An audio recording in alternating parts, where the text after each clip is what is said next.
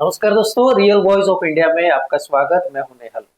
दर्शकों, जैसे पिछले 2 दिन से जो गतिविधियां चल रही थी संसद में, तब जाके कल एक ऐसी खबर आई कि पूरा देश शॉक हो गया। खबर ये थी कि जगदीप धनखड़ जो हमारे उपराष्ट्रपति थे, उन्होंने अचानक इस्तीफा दे दिया। तो क्या वजह हो सकती है, इसी के बारे में आज हम चर्चा करेंगे। चर्चा में हमारे साथ जुड़े हैं जाने माने देश विदेश के और विभिन्न मामलों के जानकार, पॉलिटिकल एनालिस्ट वीरेंद्र पंडित जी। वीरेंद्र जी, बहुत बहुत स्वागत है सर आपका। सर, अभी तो पूरे दिन जो समाचार आ रहे हैं वो ये है कि ऐसा क्या हुआ अचानक, क्या कारण देना पड़ा, क्यों ऐसा? उन्होंने कहा कि हेल्थ इश्यू की वजह से, जबकि पूरे दिन हमने जो भी गतिविधियां देखी बिल्कुल फिट दिखाई दे रहे थे। क्या ये पॉलिटिकल हेल्थ इश्यू है या वाकई उनका बॉडी हेल्थ इश्यू है? नहीं, हेल्थ का इशू तो लगता नहीं है, किसी ने भी ये नहीं कहा है। हालांकि उन्होंने अपने इस्तीफे में जरूर कहा है कि मैं हेल्थ इश्यूज के कारण इस्तीफा दे रहा हूँ, लेकिन ये कोई भी नहीं मानता क्योंकि परसों दिन भर बल्कि शाम तक वो पूरी तरह से राज्यसभा में एक्टिव थे। जी। शाम को 7:30 बजे तक उनका वार्तालाप हुआ। जयराम रमेश जैसा उन्होंने भी कहा है। उसके बाद क्या हुआ, उसके बाद जो कुछ भी हुआ अगले 2 घंटों में, वो हमें किसी को नहीं मालूम है कि आखिर ऐसा क्या हो गया। दोपहर को, परसों के सोमवार की बात कर रहा हूँ मैं। आखिर ये 2 घंटों में क्या हो गया, 7:30 बजे से 9:30 बजे शाम को, ये किसी को नहीं मालूम है। ऐसा सुनने में आया है कि उनको कहा गया कि आप इस्तीफा दे दीजिए, और राष्ट्रपति ने कल इस्तीफा मंजूर भी कर लिया। प्रधानमंत्री ने अपने ट्वीट में उनको कहा कि भाई आपके स्वास्थ्य के लिए शुभकामनाएं, अच्छा स्वास्थ्य रहे। इसके बाद में मामला खत्म हो गया। आज इलेक्शन कमीशन ने अगले उपराष्ट्रपति के चुनाव की प्रक्रिया शुरू भी कर दी है। अच्छा जी, उन्होंने एक प्रेस नोट जारी किया है कि अगला राष्ट्रपति के लिए बाकी जो प्रक्रिया है बताएंगे और तारीख तय करेंगे। ऐसा इलेक्शन कमीशन ने, हाँ, आज वो भी हो गया है।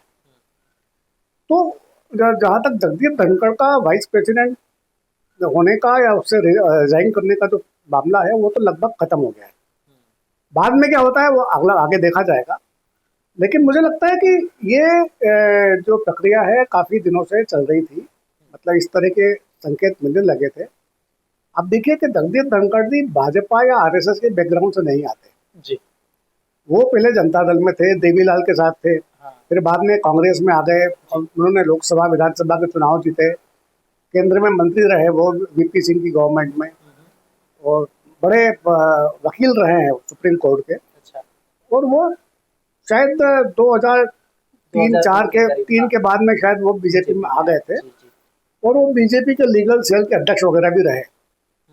2016 में उनको मोदी जी ने पश्चिम बंगाल का राज्यपाल बनाया था।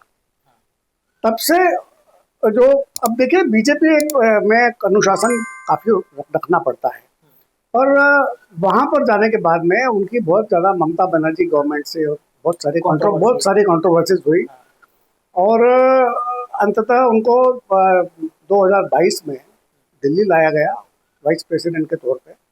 और मुझे लगता है कि बीजेपी के पास उस समय कोई ऐसा बड़ा जाट नेता नहीं था।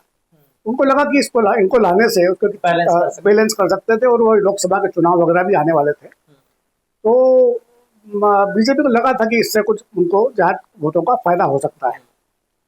तो ये एक कारण रहा होगा उनको दिल्ली में लाके वाइस प्रेसिडेंट बनाने का।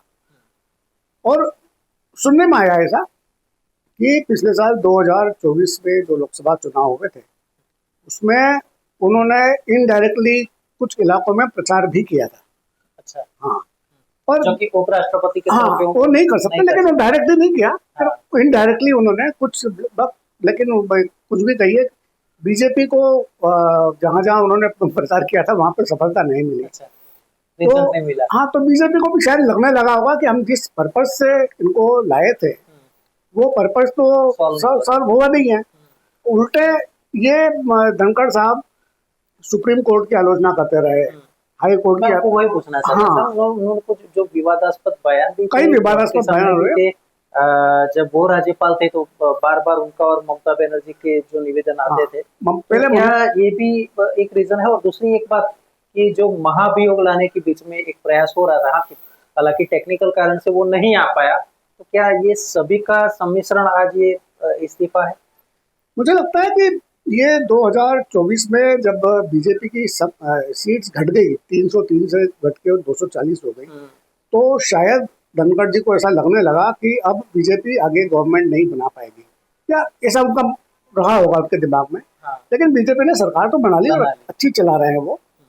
तो तब से आप देखिए कि उन्होंने धीरे धीरे विपक्ष के नेताओं से, खासतौर से कांग्रेस के नेताओं से धीरे धीरे संबंध बढ़ाने शुरू किए थे।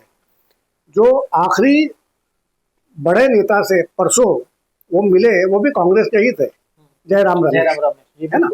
तो ऐसी खिचड़ी पक रही थी, इस तरह की बातें मीडिया में आ रही हैं, समाचारों में।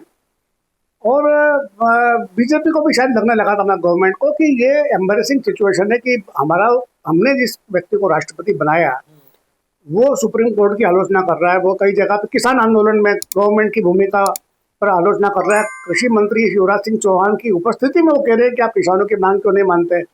इस तरह की जो बातें हैं, तो उनको राष्ट्रपति और उपराष्ट्रपति को इन ऐसे बयानों से दूर रहना चाहिए। पहली बात तो ऐसे फंक्शन से ही दूर रहना चाहिए। बिल्कुल।